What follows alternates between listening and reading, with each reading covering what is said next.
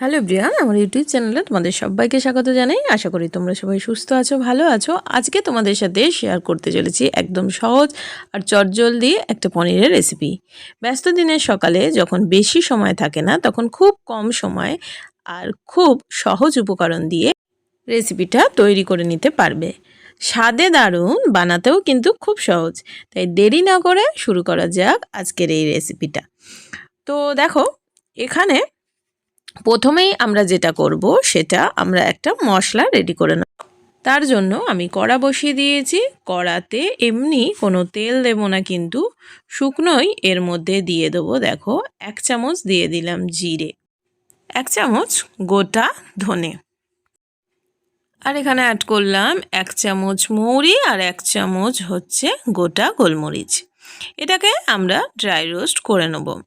আর এখানে আরেকটা জিনিস অ্যাড করব, সেটা হচ্ছে গোটা শুকনো লঙ্কা। শুকনো লঙ্কাটা তোমরা এর সাথেও দিয়ে নিতে পারো। আমি এটা একটুখানি নাড়াচাড়া করে শুকনো লঙ্কাটা অ্যাড করছি, তোমরা একসাথেও দিয়ে নিতে পারো। তো এখানে আমি 2টো শুকনো লঙ্কাকে ভেঙে এর মধ্যে দিয়ে দিয়েছি। ঝাল আর নুনটা কিন্তু অবশ্যই নিজেরা বুঝে ব্যবহার করবে।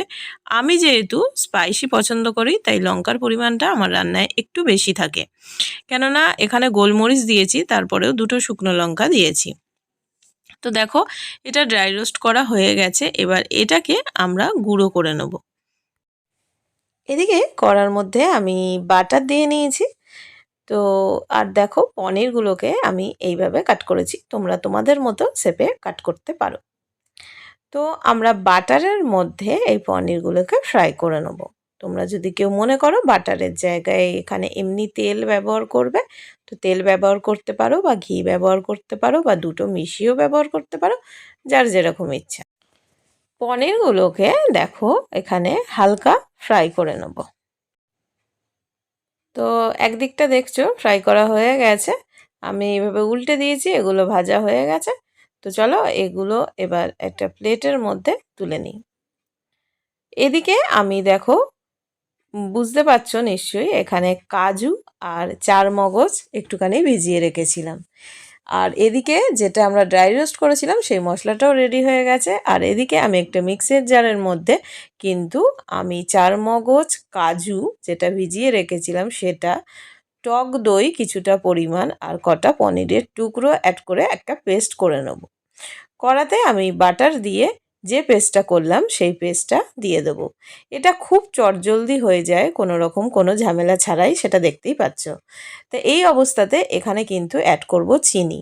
তো আমি রান্নায়, যারা আমার ভিডিও দেখো জানো, স্পেশালি খুব একটা চিনি ব্যবহার করি না, কিন্তু এই রান্নাটায় এখানে চিনি দেবে। কোনো রকম কিন্তু যে বেশি মিষ্টি হয়ে যাবে বা কিছু স্বাদের কিন্তু হেরফের হয় না, বরং খেতে দারুণ লাগে। তো সেই জন্য যেভাবে করছি এইভাবে রিকোয়েস্ট থাকলো একবার ট্রাই করার। তো ভালো করে এটাকে কষিয়ে নিয়ে, দেখলে খুব বেশি সময় না, কষিয়ে নিয়েই আমি মশলাটা দিয়ে দিলাম। দিয়ে আমরা কিন্তু এটা ফুটে উঠলেই আমরা এই পনিরগুলো দিয়ে দেবো।